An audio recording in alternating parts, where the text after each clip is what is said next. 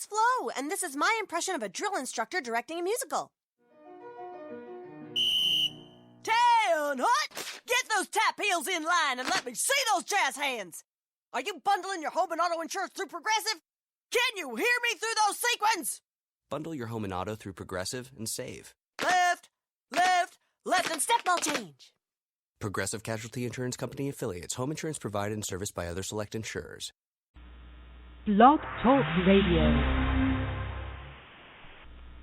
We are the UR Tennis Network. Our mission is to be the voice of tennis. We enlist a team of passionate enthusiasts to promote our sport. We strive to bring interesting perspectives on the many spins of tennis. Our goal is to provide the learners of our sport with current news and information from many angles. We seek active participation from communities interested in tennis, but tennis is not interested in them. We are expanding our outreach. Tennis is a true lifetime sport that needs to be talked about, and the UR Tennis Network pledges to pursue this idea relentlessly.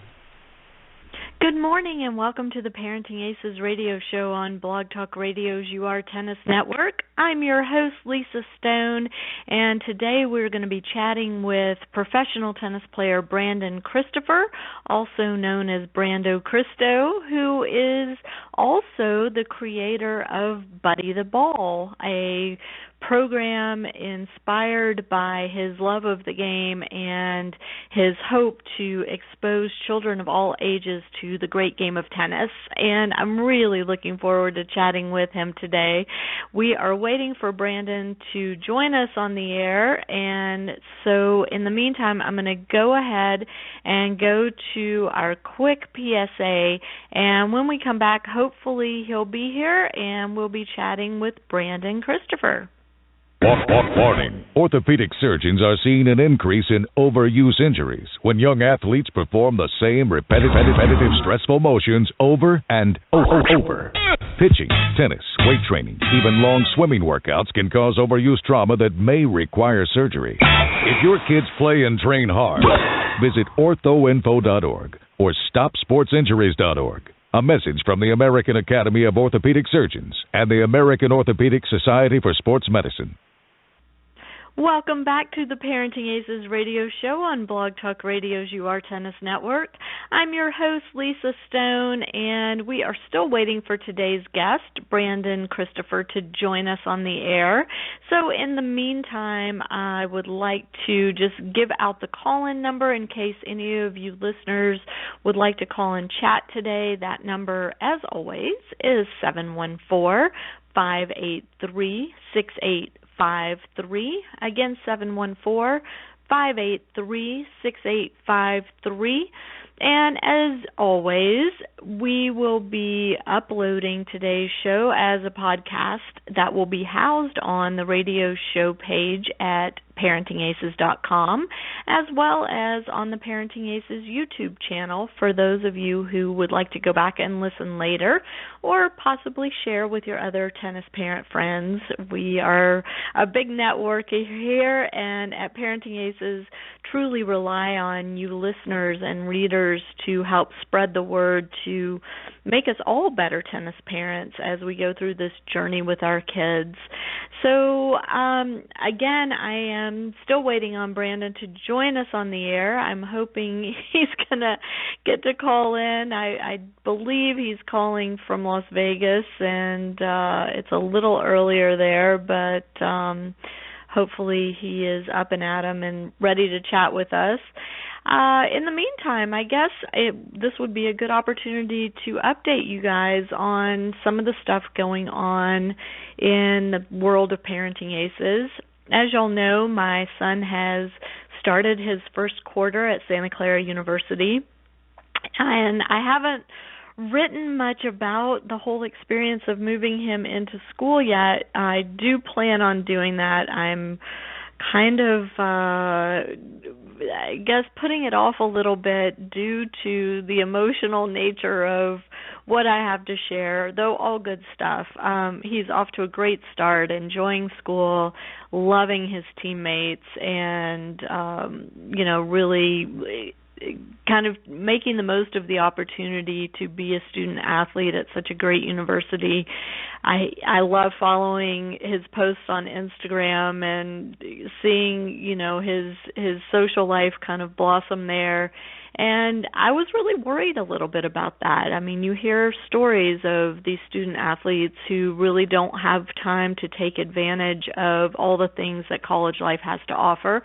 But my son seems to be finding that balance pretty well. And due to the fact that Santa Clara is on the quarter system, their fall tennis season tends to be a little less involved than maybe some of the other programs that are on a semester system. Things just happen really fast when you're on the quarter system. So I think the coaches are very aware of the fact that they have 6 freshmen on the team this year who all needed some extra time maybe to acclimate to college life and life of a student athlete. So they cut them a bit of a break and only ended up going to one tournament this fall, which I think has been a great taste of college tennis life for my son. He had a great experience there, won a couple matches in both singles and doubles, so that was pretty exciting. And now they're just using the rest of this fall quarter to train and to really get ready for the dual match season, which will start in January. So I'm hoping to have the opportunity to head west several times this spring, not only to watch and cheer on the Broncos, but also to provide some information to those of you who are looking at college tennis in your future with your junior player. I am still waiting on today's guest, Brandon. I don't know if he just got waylaid this morning or what's going on. I just am getting an email from him, so hopefully he will be joining us on the air shortly. Let's see if he's calling in. Well, still waiting on him. So, again, let me give out that call-in number. It's 714-583-6853 for those of you who would like to join us today. And meanwhile, let me give you a little bit of background on Brandon Christopher. He is a 30-year-old tennis player who, for the past 19 years, has served the sport of tennis internationally as a student, a collegiate and professional competitor, a high-performance sparring partner and coach, author, speaker, and entrepreneur. From what was a relatively late start into the sport at age 11, Brandon instantly started life as a tennis samurai, dedicating himself to the racket. What began as a young person pursuing the life of a professional athlete has grown into the desire to contribute back to a sport that has given him so many wins. His first tennis book, and second book overall, it's called Dude, Where's the Win?, highlights just 20 of those countless wins through the tales of 20 different tennis players. Brandon created his third book and a children's series, The Adventures of Buddy the Ball. The first 2 books are already out, and the third book is being released as we speak. His mission is to get kids excited about tennis. The venture has and is unfolding as an entire business with many of the other services and products offered for little kids and big kids alike. So I'm really looking forward to chatting with Brandon. It looks like he's on the line now. Brandon, thank you so much for joining us today on Parenting Aces. Hi, Lisa. How are you? Thanks for having me. Thanks for being here. I'm doing great. It's cold and rainy here in Atlanta, which is not good for my tennis, but is good for forcing me to get caught up on some chores around the office, so that's a good thing. Yeah, you certainly have a variety of weather in Atlanta, Georgia. I'll rub it in your face, too. We have some nice sunshine here in Vegas. Well, good for you. I'm a little jealous. But so I just gave our listeners a little bit of background information on you as a player and as a coach and as an author. And I'm really intrigued by your whole journey and how you got to the place where you were ready to give back to the sport in terms of reaching out to kids that might not be familiar with tennis. Can you kind of bring us on your journey a little bit and talk about how you got started in the game, where your love of the sport developed, and what made you get to this place now at age 30 where you're ready to give back? Absolutely. So when I was a young kid, I really didn't pick up the sport seriously until I was 11 years old, which fortunately I picked it up quickly enough to enjoy it, to be pretty good at it, to enjoy it. And I had a coach that he really dedicated himself to me after he saw that I was pretty talented. And he basically suggested and almost insisted that when I was 16 that I start coaching myself for two reasons. One, to just start observing how the game is played, start observing how other people learn it, and he thought that would help me pick it up even quicker after a few years of development. And at the same time, he thought it was a great way for me to give back. You know, he just really believed in that whole philosophy, and I did as well. When I was a student just in school, I really appreciated the Greek system where the Aristotle and Socrates and Plato, they all learned from each other, they all evolved off of each other, they co-evolved, and they helped form like a great era where people were wise and they were thinkers, and that's kind of one of the talent pockets of our world's society. And I think if we do that with each other, if we co-evolve off of each other, we're going to keep on pushing each other to find our peaks, for lack of a better term. I love that. So you got into tennis, as you said, relatively late, age 11. Were you involved in other sports prior to picking up the racket for the first time? Absolutely, yeah. Starting at 4 and 5, I was playing soccer and basketball. I've always been extremely active, extremely energetic, and I loved playing sports. When I got into tennis, it was such an individual thing that I got to do everything, and so I just fell in love with it right away. The thing about tennis as well, it's kind of like life, not to get too philosophical, but again, relating to the Greeks. When you're playing tennis, it's so individual that it's you against the entire world. And if you look at tennis being the second most participated sport in the entire world, you can kind of consider it you against the world, and that's kind of how we have our lives to live as well. It's us, and then we have this life that we're living, and we're just going at it wherever we want in this world, however we want. And they really relate, because if you can get good at one thing, there's so many universal truths to be found that you can use to be good at almost anything. Absolutely. And I talk a lot on Parenting Aces about the life lessons that tennis can teach us. And it sounds like you have really tapped into that and taken it into everything else that you're doing in your life. Oh, yeah. So was tennis a family sport for you guys, or are you the one and only player in your family? How did that work? It has been a lighthearted family sport. So my grandparents played and uncles, but that was just a loose extension. Really, it was just something that I went out there with my parents a couple times and my sister. Our sister is 2 years younger.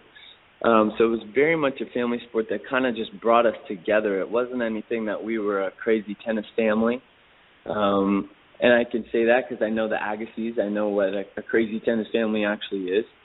But for us, it was just something that was really fun. And I had the type of parents that I'm very lucky, because my parents were the type that they gave me the freedom to choose whatever I wanted to do in this world, and they tried to support me as best as they could. Now, that being said, they didn't know as much about tennis as I would have preferred, so I had to unlearn a lot of bad habits. But they tried to support me. If I needed to get a coach, they tried to help me get an affordable coach. If I needed information or videos, they would try to do that. And even for a gift, a couple times they sent me to the Bolletary Tennis Academy when I was in high school. So it was great in that sense. And my family situation, it brought us closer together. Even now, when they call me up, even if we're not talking about Buddy the Ball, which my family's very excited that I'm starting, we're still talking about tennis. They're saying, "Did you see the recent match? Are you watching Tennis Channel now? Did you see Setter just kick butt?" I love it. So, did you play in college as well? Yeah, I did. I played one semester at a junior college after high school, and then I transferred to the Division I University of Idaho, which was a great experience. I still stay in touch with the coach today. Actually, I spoke with him yesterday. He's since transferred to West Alabama, but he is a very, very good coach, very smart, and he knows the game well. My teammates were fun to get along with. I was pretty much one of two only Americans on the team, but yeah, it was so much fun, and I guess it pointed out how international the sport is, even at the college level. Sure. And so, when you transitioned out of college tennis to the pro tour, how was that? I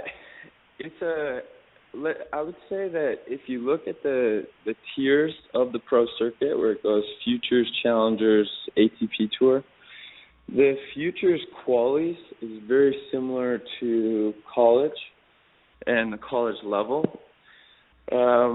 When you get into the main draw of Futures, that's like the best college players in the country. And then Challengers and ATP is a whole nother ballpark, where it's just like the players are just that much sharper.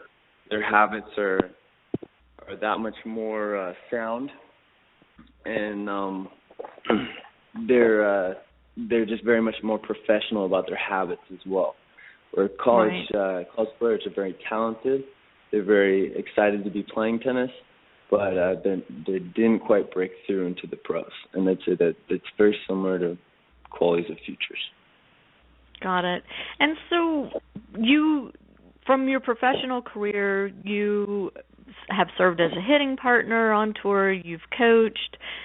Can you talk about how those experiences have shaped where you are now in terms of your love of the game and also your commitment to making sure that future generations fall in love with it too? Yes, absolutely. So, I've been very lucky to be able to hit with some of the greatest coaches and some of the greatest players of this era. I think what happens is there's a moment when you just realize that you want to fully dedicate yourself to something. I got asked this the other day by a friend who was traveling in town, and he wanted to practice because he was getting ready for a tournament. And I was like, sure, let's do it. And he just stopped in the middle of our practice session, and he goes, "You're a lifer, right?" I mean, obviously. And as in, I'm going to be playing tennis for the rest of my life.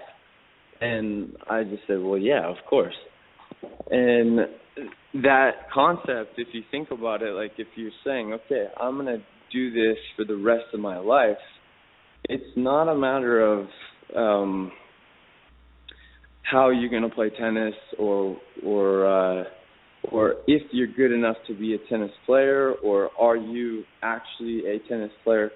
It's just a matter of, okay, this is what you're going to be doing for the rest of your life. What kind of person do you want to be as a tennis player, or when you're doing this for the rest of your life, how do you want to be? And I don't know, I got to be honest, I don't know what caused that, but whatever it was, like once I got there mentally, it's like, what kind of person do I want to be? How as I create the rest of my life, it doesn't really matter what I do. It doesn't matter if I play tennis. It doesn't matter if I'm an author, or if I just get into some other business. It really doesn't matter. But what matters is that I have the choice to act how I want to act, to be how I want to be, and I think that I hope that the rest of the people realize that. Oop, you still there? We lost you for a sec. Oh yeah, sorry about that. No. Okay. Sorry. Okay, so let's transition to talk about Buddy the Ball and where this whole concept came from. Absolutely. So I was actually, again, speaking of Alabama, I was at a tournament in Alabama. I was being housed by a very nice tennis family. The tennis community has always been great in my eyes, and I'm gracious for that. There was a young girl at the house where I was being put up for this tournament who knew that I had already written 2 adult books, one adult tennis book, and she recommended I get into children's books. And a light bulb just went off, and I realized, I'm like, hey, that's a great idea. And so I played tennis that night. I joked around about it. I mean, not that afternoon. And then I joked around about it with some other players at the tournament in the waiting room after our practice. And then that night, that light bulb got even brighter. I just got the idea for Buddy the Ball. And I stayed up all night long, literally writing the first 3 books of the series. And in the morning, I hadn't slept at all. I had written 3 children's books, and I was extremely energized. I wasn't tired at all because I was so pumped about this new idea. And that was last November. Since then, I got into seeking out an artist, and I'm very lucky to have found the artist that I did. I know him through a mutual tennis connection. He's a man who lives in Serbia that is involved in the tennis world. He's also done artwork for Coca-Cola and other very, very big companies. And we got the book started and started distributing Volume 1 in February. After that, I started to get the book out there as a book, but I wanted to come up with this story, first of all, The Adventures of Buddy the Ball, to indirectly inspire children and big children as well. I don't want to come down with a hammer and be like, play tennis. I don't think that would work. Yeah. I don't think that would work, first of all. And second of all, it's not as fun. It's not as entertaining. It's not as good of a story.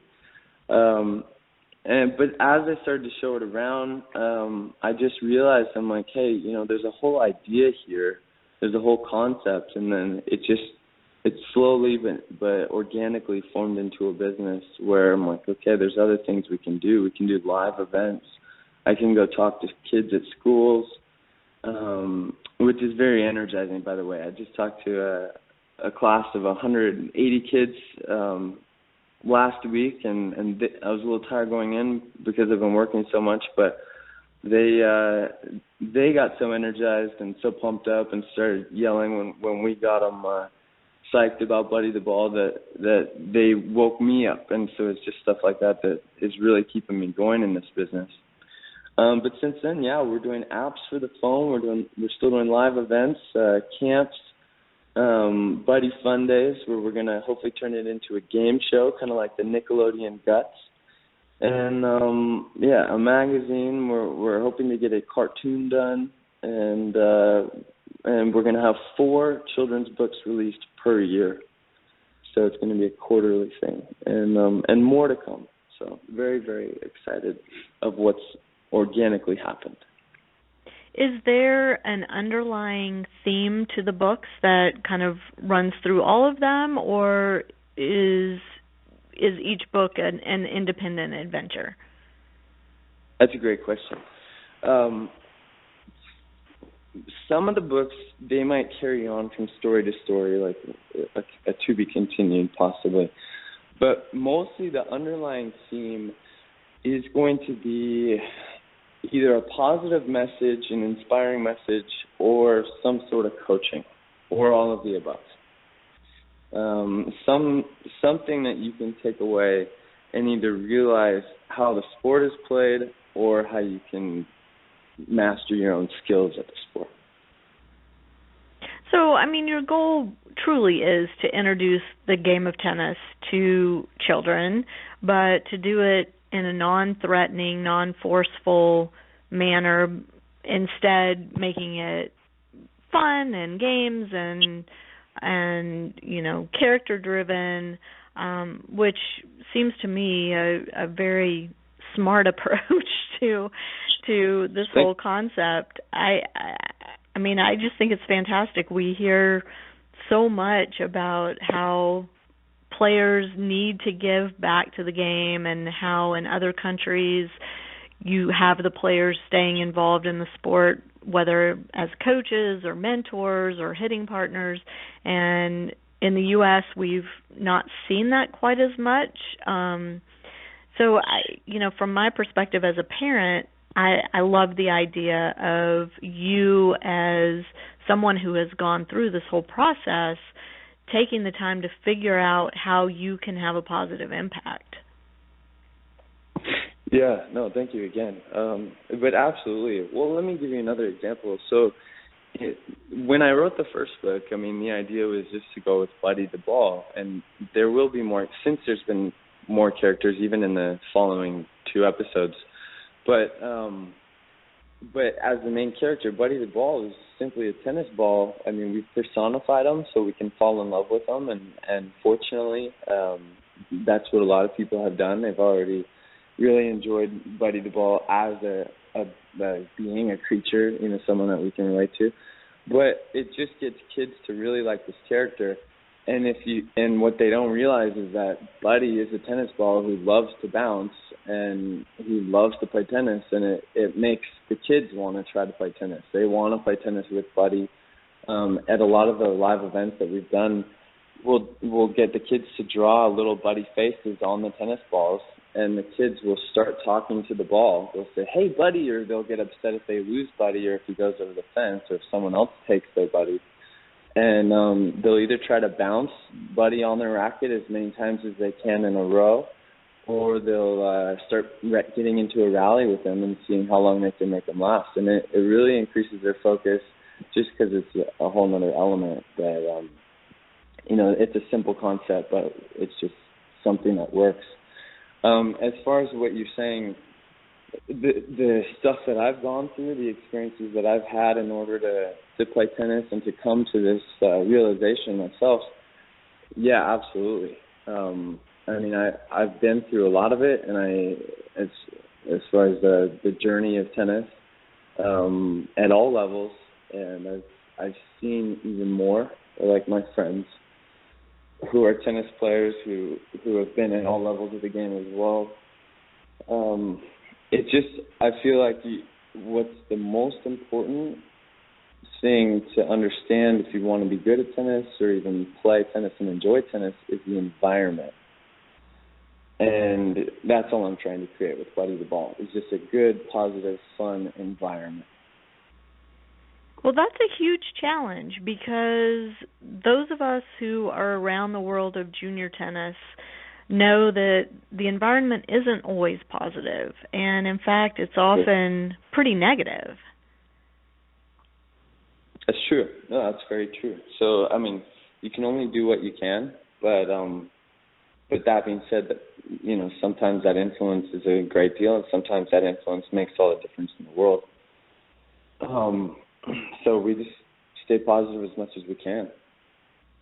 That being said, I get negative, I'm human, but we still, but I try to turn things around and get perspective as often as possible. So your live events, you've got one coming up in Las Vegas, I know, and I don't know, are you planning to take Buddy on the road, or have you already been taking him on the road?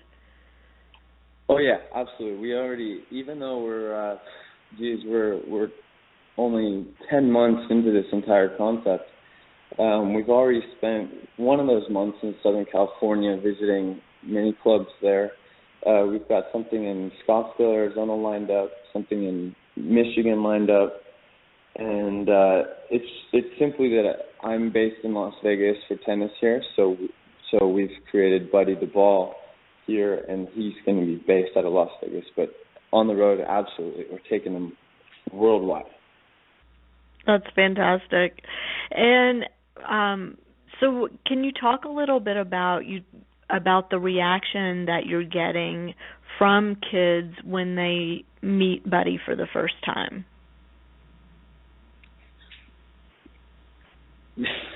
They energize me. They get very loud. They get very energized. They get almost obnoxiously awesome. I love that. Yeah. So do I. It's been really fun. I was surprised at first. I mean, if you make any sort of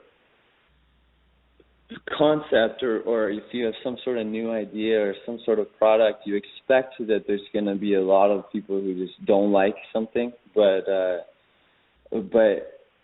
we've been joking, like my team and I have been joking, and my friends. It's like, who doesn't like Buddy? And it's true. I mean, we just got really lucky by finding Buddy the Ball, and he's such a lovable character that when kids meet him, they want to know a little bit about him and what he stands for and what he's capable of, and then they kind of run with it on their own. I mean, I start to ask them why they like Buddy the Ball, and they say, because he's awesome, and because he can bounce super high, and because he's really fashionable, and he's like got the greatest attitude ever. And they, as kids do, they just run wild with it, and they really get behind him.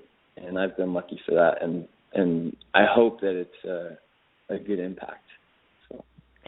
For my listeners who are interested in getting more information on Buddy or buying your books, finding out about his appearances, how can they get that information? Yeah, so first place I would direct people is to tenniswithbuddy.com. It's tenniswithbuddy, BUDDY.com. And that's going to be a website that is constantly evolving, just like all of us. But it's going to pretty soon be an interactive website where we have challenges and quizzes, like tennis quizzes and other fun games on there. Right now you can play the app for free on that website, and then also find the official Buddy shirt, and the books are released on there as well. Other than that, you can go onto Amazon, or if you just Google Buddy the Ball or The Adventures of Buddy the Ball, a whole bunch of options pop up. Great. And you have a presence on Facebook as well, and we do. And we'll be adding a link to the Buddy website on ParentingAces.com also. So for my listeners who want to check that out, it'll be on our links page, and you can get information there.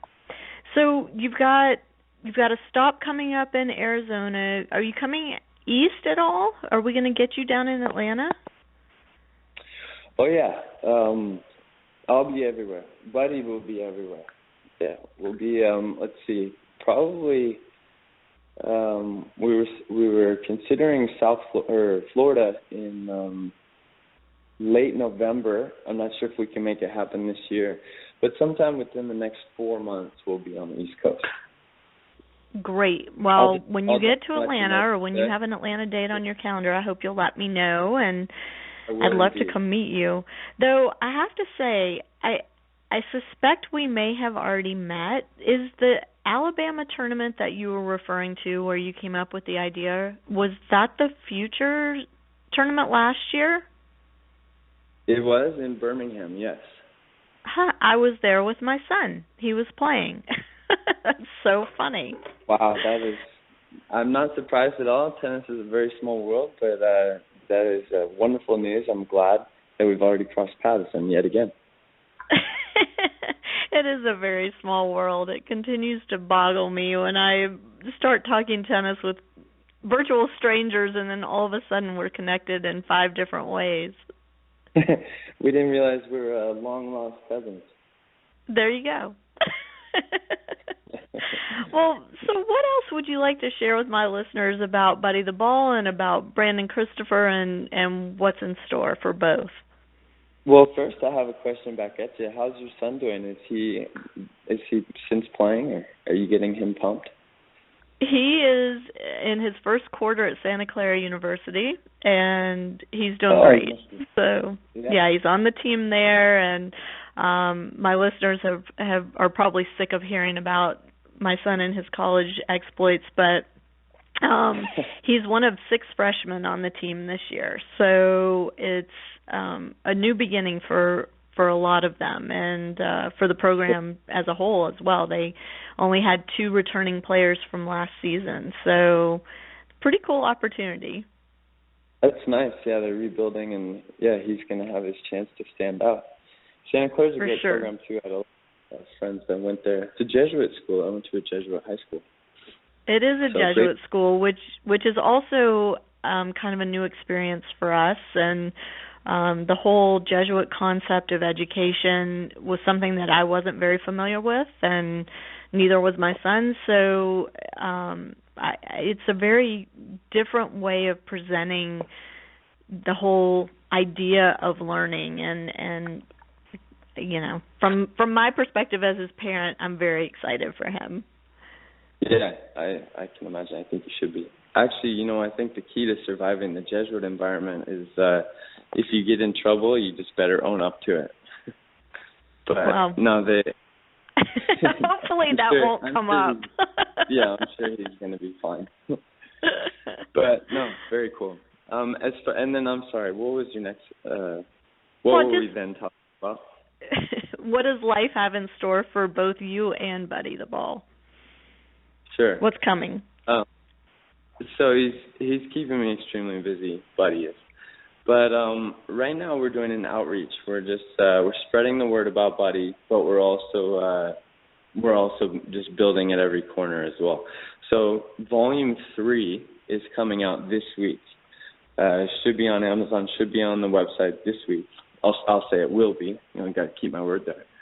There you go. And then just building the team as well that supports Buddy. People, friends, other tennis players are jumping on board all the time, asking me how they can get involved, just even on a volunteer basis, because they love Buddy. And so we're implementing him into different clubs around the world slowly. So we do it with a strong structural foundation. But yeah, we're going to get him into clubs, and we're going to create a Buddy partner program where as I go into schools, I'm going to be able to not only hopefully inspire kids to play tennis, but also have a place to send them, and that's to these Buddy partner clubs where they can learn about Buddy the Ball. They can get great instruction from their tennis club and tennis instructors, and also get introduced to a lot of Buddy the Ball bounce challenges, where they can win prizes on a regular basis. And so that's the next big project that we're working on, is the Buddy partner clubs. Fantastic. So I have a lot of coaches that check out this show. If an individual coach wanted to get involved with Buddy, would they just reach out to you through the website as well? Great question. Yeah, absolutely. So I'm on Facebook myself. I'm also on social media, Instagram and Twitter, so I can be found there. But there is a contact us on tenniswithbuddy.com, and if you type in there, it goes straight to my email, and I'm pretty quick to respond and communicate with people. Wonderful. Well, Brandon, I love this whole concept. I love the whole idea of Buddy, and that you as a high-level player or taking him out and introducing him to the world and getting these children engaged in tennis, not just as competitors, but as you said, lovers of the game, and that's what it's all about, for real. I mean, it's if you don't love it, it's it's just not worth it. True. Yeah, very true. No, you have to love what you do, and if you love what you do, you'll pay attention to it more, and you'll find yourself talented at it. I agree. Well, wise words from you. Any parting words you'd like to share with us? No, I mean, I'll end on that one where you called me wise. I feel good about that. But I don't bestow that honor on many 30-year-olds. So there you go. I consider myself lucky. I'll blame that Jesuit. I'm really grateful for you having me on the show. I'm grateful for everyone listening and everyone being a part of the tennis community. I think that there's so much potential and so much great value to be gained from this sport that I think we should all form together and strengthen and unify. Wise words for sure. Brandon, thank you so much for being on, and I am looking so forward to meeting you again when you come east with Buddy, and we'll do whatever I can to help you promote him through Parenting Aces. I hope you'll continue to send me information so I can share it with my readers, and I just think it's such a fabulous concept, and I'm very grateful to you for taking this next step in your own tennis journey. You know it, Lisa, and I promise I'll be better about calling my long-lost cousin. Well, have a great week. We'll keep an eye out for the third volume of Adventures with Buddy this week on your website. To my listeners, the link to Brandon's site will be up this afternoon along with a podcast, so I hope you'll check it out. And to all the parents of young players out there, what a great idea for maybe a holiday gift to turn them on to Buddy the Ball, the books, and the website and the app and all of the other adjunct information that comes along with it. Brandon, continued success to you, and if there's anything I can do from my end, you know how to get in touch with me, so I'll look forward to hearing from you. Thank you very much. Absolutely. All right. Have a great week, everybody, and we will see you next week on Parenting Aces when I'm hoping my guest is going to be Tim Mayotte, who's going to be talking with us about USTA's new Coaches University. So it should be a great show. Have a great week. Get out on the courts and enjoy this tennis venture.